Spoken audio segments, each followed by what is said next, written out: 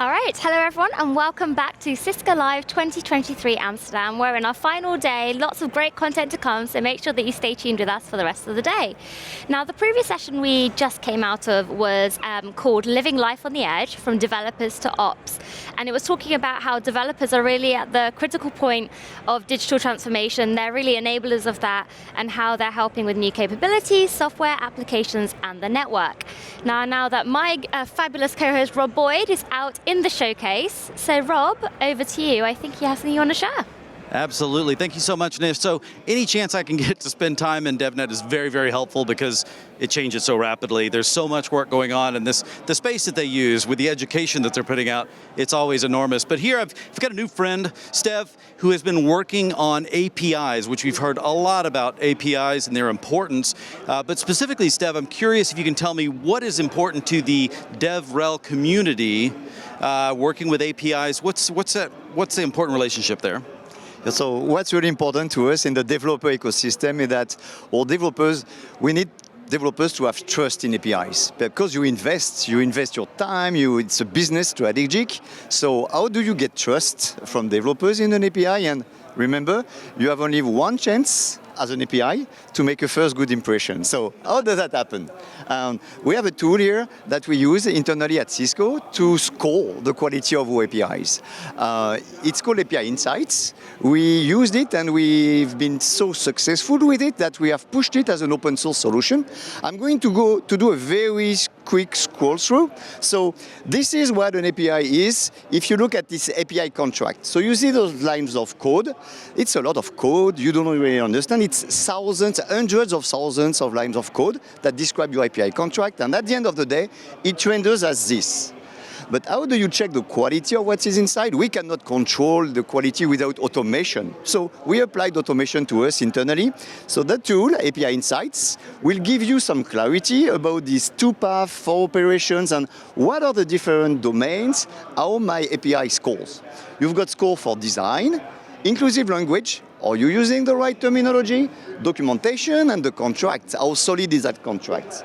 And by using this tool, you get those scores, and over the life cycle of your API and the releases, you will see your score increasing. And when you get to a number of 100%, you have a complete API described, and the benefit of that, you can automatically generate the change log. So here you see between one version and another released, you get the difference, and eventually, if there's any breaking change that is going to really hurt your community, you will detect it before releasing that API. So that was a quick discussion. Any thoughts about this? Well, I was going to try and restate something real quick and just see if I've got it right before I have to run, because we got a couple things I want to cover. But in general, you guys are really working to solidify, standardize the relationship, how APIs are being used across all Cisco products, because that ultimately becomes a customer experience. It becomes a way for us to move forward fast. Very competitive issue with this, but that's really, it's how the community builds together fast, and that's what you guys are working on with the new API Insights tool, is that right? Exactly. Okay. Steph, thank you so much. I appreciate your time. Guys, let's step over here. So this is fun. I think you wanted me on the other side, Steve, is that right? All right. So let me come over here, make sure, always do what camera Steve says to do. Yes. This is a pleasurable moment for me for a moment. This is my good friend, Jason Davis. He has been my route to information in so many ways across Cisco for many, many years, because normally you're hidden away in the NOC, you're not always out front, but you've been working more with developer relations. I wonder if you could tell me, start off, you're a distinguished engineer. I am. What is important to understand about this relationship on open telemetry? Well, OpenTelemetry, augments our story about all the telemetry and instrumentation we put in our products, right? And there's such rich information there, and customers can definitely get some interesting insights if they use like DNA Center or Crosswork or whatever their management tool of choice is. But there's so much more that's available inside the device. It's kind of like your car having that onboard diagnostics port that your mechanic would plug into to get more insights about your vehicle and probably tell them how fast you drive, right? And we don't want your insurance agent to know that. But what's been interesting for me is Wi-Fi 6 this year has been new, right? Several years ago, it was it was just getting ratified. But now it's pretty predominant, where 802.11ac was 95% of the clients out here on the wireless. But now we're seeing it's about 63% on Wi-Fi 6. And being able to use telemetry, I can go in and look at interesting information and statistics about... This is me as a producer, sorry. That's fine. Go ahead, Jason. Yeah, so this is showing some statistics about the wireless client information. So what we're seeing now is that we have 435 clients out there that could have connected at a higher capacity on the wireless network, but the infrastructure in the main hall didn't support that. If we switch over to the meeting village where we have the Wi-Fi 6 access points in the 6 gig band, we see operationally more of these devices can connect at the higher speeds. So if we track this year over year, what we'll be able to see is people need to keep refreshing their environments because Apple and Samsung keep refreshing all the equipment and people are upgrading their phones and tablets and laptops, right? So it's kind of cool to be able to get this data insight through telemetry. Yeah, I realized that the camera panned into me reading my email. Because the main thing was, it was fascinating, Jason. I don't mean to imply any differently. Because I was just thinking, man, you can't take the knock out of the engineer, can you? You're still involved in some way. But I mean, really, you guys, you're highlighting where we're going. So as we prepare to, as you set this standard, because this is what we need to be able to move forward with. Exactly. And again, about the telemetry and instrumentation that exists in the products that allow you to make better business decisions and insights. That's perfect. Jason, as always, man. I continue to need your help. Let's see. Okay, my final guest. This is interesting here. Marco? Yes. Is that correct? So he is in the Cisco Champion program. Incidentally, a program I am also in. I'm just not as involved, especially as Marco. Because one of the things you're supposed to do in the Champion program is you're not within Cisco, right? So he is an observer about what Cisco's doing and speaks to his audience in a broader, to a broader basis through blogs, videos, podcast probably. Tell me a little bit more about what you're doing and how is it important to be here at Cisco Live and what's important about DevNet for you? So, I'm a old school CCA guy in earlier days, and I started watching videos from David Bombal and Hank Preston, and I go, what is the DevNet thing? I was very interested, very curious about that, and I started to get deeper into it. And I realized that there's a lot of more possibilities to do, use cases. I can automate things, I can enrich my solutions. So with my customers in design, we are really starting to get into that. And I started my own blog post and to show my customer what's the use cases, what's the beauty of the DevNet to automate things. And here in Cisco Live, you have a lot of opportunities to connect with people. They have the same thing on the mind. We talk to each other and say, hey, I did this. Could I ever try this? And so the community is very great, and a lot of people here and sessions also to get new things to done. It's very great to be here. Well, that's probably one of the things I enjoy the most about the community is the interaction that I mainly observe through the WebEx interface, because everybody is extremely friendly as different parts of the world wake up in the day and they're saying hello, and then you guys are sharing personal information and getting very involved in lifting each other up, it feels like, as a community. But then that community is very tied to how do you make each other successful, but how do you make Cisco more successful? Do you feel that same warmth from your perspective and your relationship with the Cisco community as well as the Champion community? Yeah, they really take care of us. We take care on each other, and you stay motivated. You talk with a lot of people which are highly driven, highly motivated, and it keeps me motivated and driven as well. And to exchange experience, and especially in the pandemic, we saw a lot of people only on WebEx, only video cam, and to see in person and to interact between humans, it's very great. Well, thank you very much for your time. Appreciate all your contributions to Cisco and the writing and the understanding you're giving us, the additional perspective that you give us, as well as the rest of the champions from an external. It's very, very healthy for all of us. So I hope we're doing everything we need. Thank you so much. Guys, we'll go back to Nish in the studio.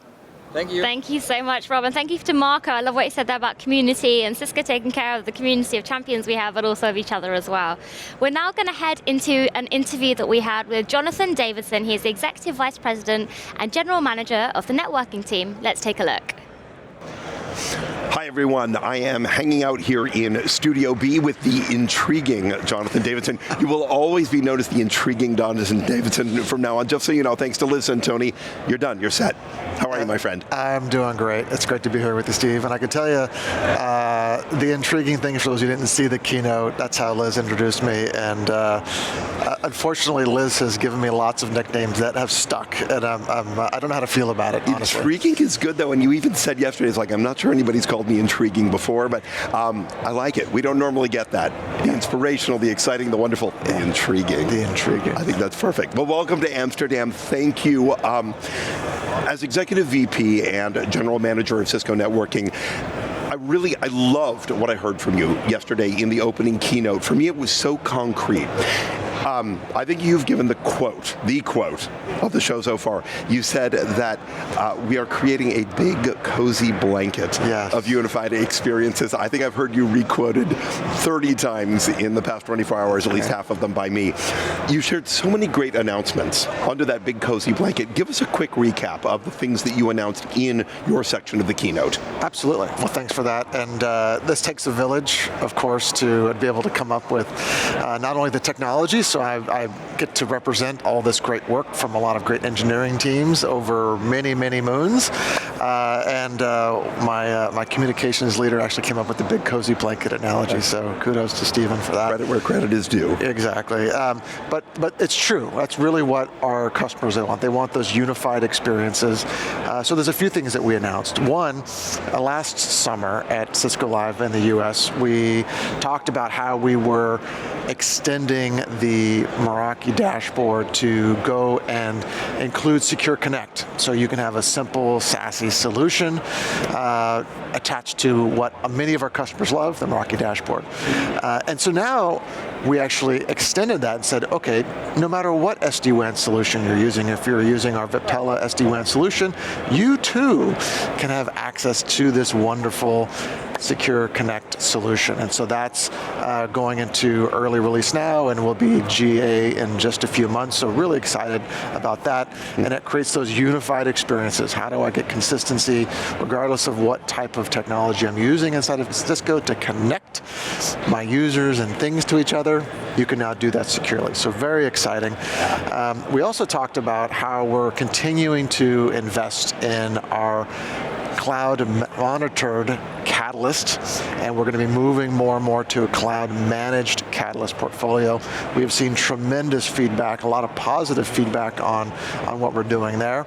And then the last big thing, new thing that we announced was how we're extending our IoT operations dashboard to include visibility into all those devices that are on premise. So you can now do security assessments with that as well, so you can feel more secure. And I can tell you, when I go and I talk to our IoT customers, they are so excited about our IoT portfolio and what it means for them. The story is so strong. Because our operations have got to scale so much more efficiently, right? We have to create that agility you were talking about. You mentioned we're a first mover for industrial transformation. You talked about connecting everything, drones, machinery, and so on. That speed, I think, is so quick at this point, incorporating the security part of it as well. I think you said yesterday the world was just waking up to smartphones 10 years ago. Imagine what we're going to look like 10 years from now. What are you seeing here at the show and in your own work that's really leading us to that inevitable future and that security embed that you just mentioned? Yeah, well, having connectivity without security really doesn't make a whole lot of sense. So that clearly resonates with everyone here at the show. But the Vincenzo, who actually was on the stage with me from Enel, I think he laid it out really well. The security, he's viewing the whole platform for how he's delivering power as his platform, and he knows that needs to be secure as well. What he also shared with me was some outstanding, hard to believe statistics that just in Italy, there's 440,000 substations providing energy just in Italy alone. There's also the EU government is putting billions of dollars into upgrading and digitalizing all of that infrastructure across all of Europe.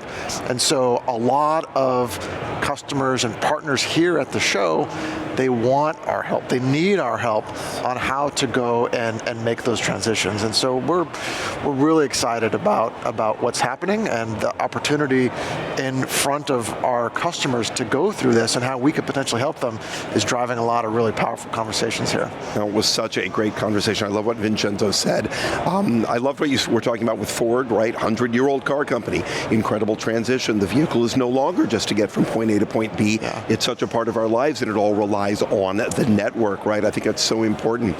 So I want to ask you one more important thing. You mentioned yesterday 3 billion around the planet remain unconnected, underserved. You talked about Cisco Silicon One being all in on simplifying IT across hybrid work to get us to that point. Yeah. What are a couple of the ways that Cisco is transforming IT experiences right now? Wow, there's quite a few. Well, so first, when you're talking about what can we do, I view that as our day job at Cisco is to go and help bring connectivity to those 3 billion people that are either underserved or unconnected. And so we need to do that by making technology simpler to access, more cost-effective to lower the total cost of operations. We need to be able to do that. And that's our day job. We have a lot of engineers. We're spending billions of dollars in R&D to go and make that happen. But also, when you think about what we're doing to actually get that technology out in the world, this is where Network Academy comes in. Yes. And we have to enable people to upskill, to better themselves, so that we can go and actually take this technology out into the planet. And that's something that's really exciting. I've shared this with others before, but my wife spent 2 years in the Peace Corps, living in a hut in Mali, Africa, so she knows what it's like to not have access to information. Now, back then, it was access to books and libraries, because there really was not a whole lot of prevalent internet going on back in the day. But if you fast forward that to today, we need to enable people to go and connect into this digital ecosystem so they can get access to great things like data and education. They can communicate with people that might be far away. And I can tell you, just bringing it to those in the U.S., I'm an executive sponsor for the Native American Network, ERO, at Cisco. And so I've had an opportunity to meet a lot of people who are Native Americans. And in talking to one of the advocates, they explained how they were writing letters to their grandmother. And I'm like, oh, what a lost art form. How great that is that you're writing letters to your grandmother. And she goes, no, like there's no other way to communicate with my grandmother. There's no phone, there's no internet. And so, and that's in the United States. So people, when they think about this, they think about, oh, it must be a third world country somewhere that doesn't have access to this. It's everywhere. And we have such a critical role that we do play and we can play to go and help close the digital divide. Fantastic. Great story as well. Jonathan, thank you so much. It's such a pleasure to be able to sit down and get a few minutes with you in your busy environment here at the show. So thanks for stopping into the studio. Great to be here. Thank you. Thanks to all of you for joining us.